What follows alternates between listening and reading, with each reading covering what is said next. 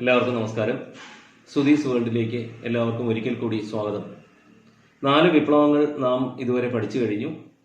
American വിപ്ലവം, French വിപ്ലവം, Latin American വിപ്ലവം, അതുപോലെ അവസാനത്തെ റഷ്യൻ വിപ്ലവവും നാം പഠിച്ചു കഴിഞ്ഞു 2 ഭാഗങ്ങളായിട്ട്. ഇന്ന് ചൈനീസ് വിപ്ലവമാണ്. Today we are discussing the Chinese revolution.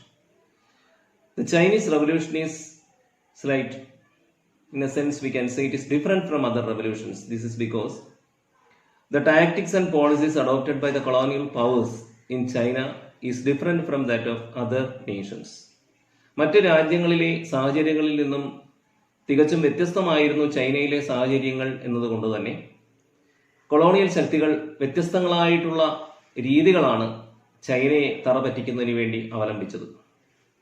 China resisted against colonialism and also the monarchy.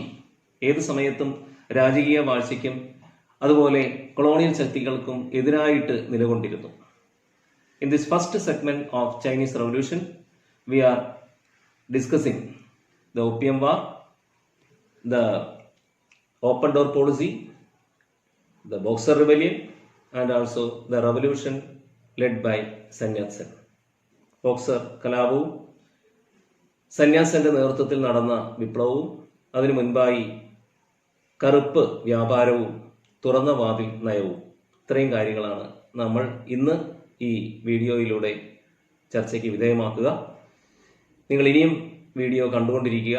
നിങ്ങളുടെ അഭിപ്രായങ്ങളും നിർദ്ദേശങ്ങളുമാണ് എൻ്റെ ചാലക ശക്തി. ആദ്യം നമ്മൾ ഇംഗ്ലീഷ് മീഡിയത്തിൽ മാത്രമായി തുടങ്ങിയത് നിങ്ങളുടെ അഭിപ്രായ പ്രകാരം ഇംഗ്ലീഷ് മലയാളം കുട്ടികൾക്ക് ഒരുപോലെ പ്രയോജനപ്രദമാവുന്ന രീതിയിൽ ചെയ്യാൻ ശ്രമിച്ചു. എല്ലാം നിങ്ങളുടെ അഭിപ്രായങ്ങൾ മാനിച്ചുകൊണ്ടാണ്. ഇനിയും തുടർന്നുകൊണ്ടിരിക്കുക. എല്ലാവരെയും ക്ലാസ്സിലേക്ക് ഒരിക്കൽ കൂടി സ്വാഗതം ചെയ്യുന്നു. First of all, we are discussing the 2 different policies adopted by the colonial powers of Europe and America in China, which were different from the general policies adopted in other countries. മറ്റ് കോളനികളിലും രാഷ്ട്രങ്ങളിലും നടപ്പാക്കിയവയിൽ നിന്ന് വ്യത്യസ്തങ്ങളായ 2 നയങ്ങളാണ് European ശക്തികളും അമേരിക്കയും ചൈനയിൽ നടപ്പാക്കിയത്.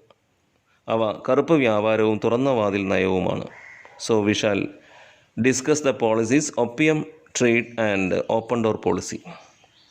So many commodities of China, silk, tea, earthenware, etc. were in great demand all over Europe. But the European commodities had no demand in China. Therefore, the Chinese got all the trade benefits, but the European traders suffered a great. As a solution to this great loss, the British traders imported opium. It was an intoxicant, and its consumption made the Chinese people mentally imbalanced. Their physical strength was also negatively affected. It has resulted in economic and mental subjugation of China. Chinese ഉൽപ്പന്നങ്ങൾ ധാരാളം ഉണ്ടായിരുന്നു. Chinese പട്ട്, തേയില, മൺപാത്രങ്ങൾ എന്നിവയ്ക്ക് യൂറോപ്പിൽ വളരെയധികം ജനപ്രീതി ഉണ്ടായിരുന്നു, ഡിമാൻഡ് ഉണ്ടായിരുന്നു. ഇവയുടെ കയറ്റുമതിയിലൂടെ ചൈന വളരെയധികം ലാഭവും നേടി. എന്നാൽ ചൈനയിലേക്ക് ഇറക്കുമതി ഇല്ലാത്തതിനാൽ യൂറോപ്യൻ വ്യാപാരികൾക്ക് നഷ്ടം സംഭവിച്ചു. അപ്പോൾ ഇതിന് എങ്ങനെയെങ്കിലും ഒരു പരിഹാരം കണ്ടുപിടിക്കാൻ വേണ്ടിയിട്ട് ഒരു ലഹരി പദാർത്ഥം, കറുപ്പായിരുന്നു അത് ചൈനയിലേക്ക് ഇറക്കുമതി ചെയ്യാനായിട്ട് ബ്രിട്ടീഷുകാർ തീരുമാനിച്ചു. ചൈനയുടെ വ്യാപാരത്തെ ഇത് പ്രതികൂലമായി ബാധിച്ചു എന്നുള്ളത് മാത്രമല്ല, അവിടുത്തെ ജനതയുടെ മാനസികവും ശാരീരികവുമായിട്ടുള്ള ആരോഗ്യത്തെ അത് വളരെയധികം ബാധിച്ചു. ഇതോടെ സാമ്പത്തികമായും മാനസികവുമായും ചൈന അടിമത്തത്തിലായി. That is the opium trade resulted in economic and mental subjugation of China. അപ്പോൾ ഈ അവസ്ഥയ്ക്കെതിരെ ചൈനക്കാർ പ്രതികരിച്ചു. ശക്തമായിട്ട് അവരതിനെ നേരിടാനായിട്ട് തീരുമാനിച്ചു. എന്നാൽ അതിലും ശക്തരായ യൂറോപ്യൻ ശക്തികളുടെ മേൽ അവയ്ക്ക് പിടിച്ചു നിൽക്കാനായിട്ട് സാധിച്ചില്ല. ചൈന അടിമത്തത്തിലേക്ക് കൂപ്പുകുത്തുകയാണ് ചെയ്തത്. ഏതായാലും ഈ ചെറുത്തുനിൽപ്പുകൾ ചൈനയുടെ ശക്തമായ കൊളോണിയൽ വിദേശ ശക്തികൾക്കെതിരായിട്ടുള്ള പോരാട്ടം ആണെന്ന് ജനങ്ങൾക്ക് കാണിച്ചു കൊടുത്തു. These wars were known by the name Opium Wars. Even though China was not became successful in this wars, it gave an idea about the resistance, the mentality of resistance of Chinese people. Next, open door policy. By the end of 19th century, so many countries acquired trade privileges with China America didn't get these trade privileges because some reason that they failed to concern about China. 19-ാം നൂറ്റാണ്ട് അവസാനത്തോടുകൂടി വളരെയധികം European രാജ്യങ്ങൾക്ക് ചൈനയിൽ വ്യാപാര ആനുകൂല്യങ്ങൾ ലഭിച്ചു. എന്നാൽ ഈ സമയത്ത് ചൈനയിൽ ശ്രദ്ധിക്കാൻ കഴിയാതിരുന്ന അമേരിക്കയ്ക്ക് ഈ ആനുകൂല്യങ്ങൾ ലഭിക്കാതെ പോവുകയും ചെയ്തു. So in order to acquire trade privileges, America made a technique. The then State Secretary of USA, John Hay, proclaimed the open door policy. അപ്പോൾ ഈ വ്യാപാര ആനുകൂല്യങ്ങൾ ലഭിക്കുന്നതിന് വേണ്ടിയിട്ട് അമേരിക്ക ഇങ്ങനെ ആലോചിച്ചു എന്ത് നയം വേണം കൊണ്ടുവരാൻ വേണ്ടിയിട്ടെന്ന്. പതിവ് പോലെ അമേരിക്ക ഒരു കളി അങ്ങ് കളിച്ചു. അതെന്തായിരുന്നു? അന്നത്തെ സ്റ്റേറ്റ് സെക്രട്ടറി ആയിരുന്ന ജോൺ ഹെയ് തുറന്ന വാതിൽ നയം എന്ന ഒരു നയം പ്രഖ്യാപിച്ചു. ഈ നയമനുസരിച്ച് ചൈനയുടെ കമ്പോളങ്ങളിൽ എല്ലാ രാജ്യങ്ങൾക്കും തുല്യ അവകാശവും അവസരവും ഉണ്ടെന്ന് അമേരിക്ക വാദിച്ചു. So as per the open door policy, America argued for acquire rights and opportunities for all countries to Chinese market. Thus, so many countries came to China and divided China into different influential areas. അപ്പോൾ മറ്റുള്ള രാജ്യങ്ങൾക്കെല്ലാം ചൈനയിലേക്ക് വരാനും ചൈനയുടെ മണ്ണ് അവരുടെ സ്വാധീന മേഖലയാക്കി മാറ്റിയെടുക്കുവാനുള്ള അവസരം ലഭിച്ചു. ചരിത്രകാരന്മാർ ഇതിനെ ഈ ചൈനീസ് മെലൺ എന്നൊക്കെയാണ് ചൈനയെ ഈ സമയത്ത് വിളിച്ചിരുന്നത്. അതായത് ഒരു തണ്ണിമത്തൻ മുറിച്ചെടുക്കുന്നത് പോലെ ചൈനയുടെ ഏരിയയെല്ലാം മറ്റ് സാമ്രാജ്യ ശക്തികൾ ഭാഗിച്ചെടുത്തു. So America became successful in their attempt and they got an opportunity to interfere in the matters of China. അപ്പോൾ ഈ രണ്ട് പ്രധാനപ്പെട്ട നയങ്ങൾ, Opium trade and open door policy, ഈ രണ്ട് നയങ്ങളാണ് പ്രത്യേകിച്ച് നമുക്ക് പഠിക്കാനായിട്ടുള്ളത്.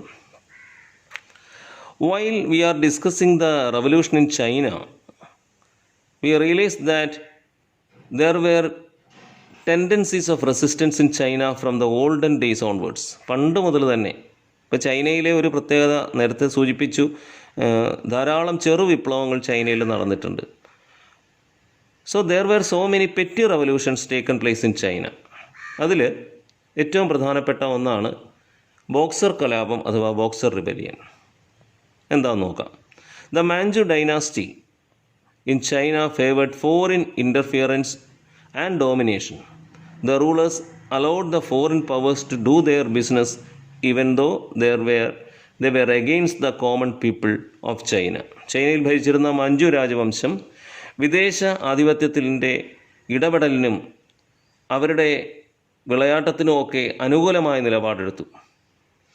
ഈ സ്ഥിതി ജനങ്ങൾക്കെതിരാണെങ്കിലും വിദേശീയർക്കും അതുപോലെ ഈ ശക്തികൾക്കും അനുകൂലമായ നിലപാടുകളാണ് അവർ സ്വീകരിച്ചത്. ജനങ്ങൾക്ക് സ്വാഭാവികമായിട്ടും ഭയങ്കരമായ സങ്കടവും ബുദ്ധിമുട്ടുകളും ഉണ്ടാക്കി ഈ കാര്യങ്ങൾ. അതുകൊണ്ട് some secret organisation revolted against all this tendencies in 1900. This is known as Boxer Rebellion. The name is originated from the symbol of the revolutionaries. The emblem of the organization was Boxer's fist. അപ്പോൾ China ഭരിച്ചിരുന്ന മഞ്ചു രാജവംശത്തിനെതിരെ ജനങ്ങൾ നടത്തിയ ഈ കലാപമാണ് boxer കലാപം എന്നറിയപ്പെടുന്നത്. Boxing അവരുടെ വിനോദമായിരുന്നു. ആ വിനോദത്തെ തന്നെ അവരുടെ ആയുധമാക്കി അവർ സ്വീകരിച്ചു. ബോക്സറുടെ മുഷ്ടി ആയിരുന്നു അവരുടെ ചിഹ്നം. അതുകൊണ്ട് തന്നെ ഇതിനെ ബോക്സർ കലാപം എന്നാണ് വിളിച്ചിരുന്നത്. Though the Boxer Rebellion was a failure, it stimulated the further revolutions. Boxer കലാപവും, നേരത്തെ കറുപ്പ് യുദ്ധത്തിൻ്റെ കാര്യം പറഞ്ഞതുപോലെ ബോക്സർ കലാപവും ഒരു പരാജയമായിരുന്നു. പക്ഷേ പിന്നീട് വന്ന ചൈനയിലെ വിപ്ലവങ്ങളെ ഇത് കൂടുതൽ പ്രചോദനപ്പെടുത്തി. Now we are going to revolution made by Sun Yat-sen. So the two important revolutions, നേരത്തെ ഞാൻ പറഞ്ഞു ധാരാളം ചെറിയ കലാപങ്ങളും വിപ്ലവങ്ങളും ഒക്കെ ചൈനയിൽ നടന്നിട്ടുണ്ടെങ്കിലും എടുത്തു പറയത്തക്ക രണ്ട് പ്രധാനപ്പെട്ട വിപ്ലവങ്ങൾ, ഒന്ന് സന്യാസൻ്റെ നേതൃത്വത്തിൽ നടന്നതും മറ്റൊന്ന് മാവോ സേതുങ്ങിൻ്റെ നേതൃത്വത്തിൽ നടന്നതുമാണ്. So we shall go through the revolution made by Sun Yat-sen and his followers. Dr. Sanya Sen was a man of ideology. He stood for nationalism, democracy, and socialism.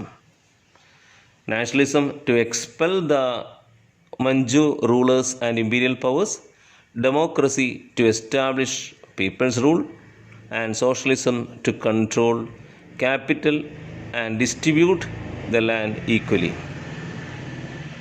ആശയങ്ങൾ വളരെയധികം ഏറ്റവും ഉപകാരപ്രദങ്ങളായ, ജനങ്ങൾക്ക് ഏറ്റവും കൂടുതൽ സന്തോഷമുണ്ടാക്കുന്ന തരത്തിലുള്ള ആശയങ്ങളുടെ ഒരു സാക്ഷാത്കാരമാണ് സന്യാസൻ തൻ്റെ പ്രവർത്തനങ്ങളിലൂടെ നടത്തിയത്.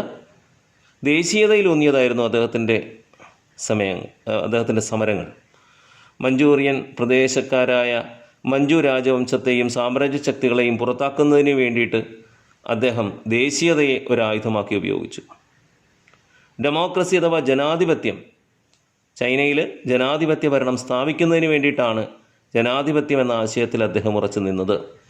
അദ്ദേഹം സോഷ്യലിസത്തിലും വിശ്വസിച്ചിരുന്നു, നടപ്പാക്കാൻ ശ്രമിച്ചിരുന്നു. മൂലധനത്തെ നിയന്ത്രിക്കുകയും ഭൂമി തുല്യമായി വിതരണം നടത്തുകയും ചെയ്യുക എന്നുള്ളതായിരുന്നു അദ്ദേഹത്തിൻ്റെ ഉദ്ദേശം. So A revolution was made by Dr. Sanya Sen along with his followers. Thus the rule of Manchu dynasty ended in China. തീർച്ചയായിട്ടും സന്യാസൻ്റെ ആശയങ്ങളും അദ്ദേഹത്തിൻ്റെ പ്രവർത്തനങ്ങളും ജനങ്ങളെ വളരെയധികം ആകർഷിച്ചു. അങ്ങനെ ആ ഒരു വിപ്ലവം സംഘടിപ്പിച്ചതിൻ്റെ ഫലം ചൈനയിലെ ജനങ്ങൾക്ക് ലഭിച്ചു. മഞ്ചു രാജവംശത്തിൻ്റെ ഭരണത്തിൻ്റെ അന്ത്യം, വർഷങ്ങൾ നീണ്ടുനിന്ന മഞ്ചു രാജവംശത്തിൻ്റെ ക്രൂരമായ ഏകാധിപത്യ ഭരണം അവസാനിക്കുകയും ചെയ്തു. After this Sun Yat sen established a republican government in southern China under Kuomintang party. തൻ്റെ സ്വന്തം പാർട്ടിയായ കുമിൻതാങ് പാർട്ടിയുടെ നേതൃത്വത്തിൽ വിപ്ലവാനന്തരം ചൈനയിൽ ഒരു ഗവൺമെൻറ് സ്ഥാപിക്കാനായിട്ട് അദ്ദേഹത്തിന് സാധിച്ചു. അത് തെക്കൻ ചൈനയിലായിരുന്നു, ദക്ഷിണ ചൈന കേന്ദ്രീകരിച്ചായിരുന്നു ആ റിപ്പബ്ലിക്കൻ ഗവൺമെൻറ് അദ്ദേഹം സ്ഥാപിച്ചത്. ഏതായാലും ലോകത്തിലെ തന്നെ എല്ലാ ജനങ്ങൾക്കും ഏറ്റവും പ്രചോദനം നൽകുന്ന രീതിയിലായിരുന്നു ഡോക്ടർ സന്യാ സെന്നിൻ്റെയും അദ്ദേഹത്തിൻ്റെ കുമിൻതാങ് പാർട്ടിയുടെയും പ്രവർത്തനങ്ങൾ.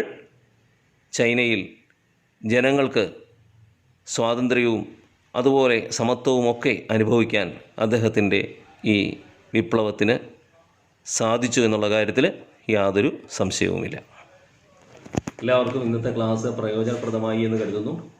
എന്നാൽ യഥാർത്ഥ ചൈനയിലെ വിപ്ലവം, ഇന്ന് ചൈനയിൽ റിപ്പബ്ലിക്കായിട്ട് മാറിയ റിപ്പബ്ലിക് ഓഫ് ചൈന രൂപീകൃതമായി അതിൻ്റെ പിന്നിലുള്ള വിപ്ലവം മാവോ സേതുങ്ങിൻ്റെ നേതൃത്വത്തിൽ നടന്ന വിപ്ലവമാണ്. ലോങ് മാർച്ച് ഉൾപ്പെടെയുള്ള പരിപാടികളെല്ലാം അദ്ദേഹം സംഘടിപ്പിച്ചുകൊണ്ട് ജനതയ്ക്ക് ഒരു റിപ്പബ്ലിക്കിനെ സമ്മാനിച്ച വിപ്ലവം. ഇതാണ് അടുത്ത ഭാഗത്ത് നാം ഉൾപ്പെടുത്തിയിട്ടുള്ളത്. അതുകൊണ്ട് കീപ് വാച്ചിങ്. എല്ലാവരും തീർച്ചയായിട്ടും അടുത്ത വീഡിയോയും കാണുക. ഇതുവരെ ഈ ചാനൽ സബ്സ്ക്രൈബ് ചെയ്യാത്തവർ സബ്സ്ക്രൈബ് ചെയ്യുക. കാരണം നിങ്ങൾക്ക് ഇതിന് മുൻപ് നടത്തിയ എല്ലാ ക്ലാസ്സുകളും അതിലൂടെ കാണാനായി സാധിക്കും. So once again I am saying keep watching, subscribe the channel and also share the videos. Thank you very much.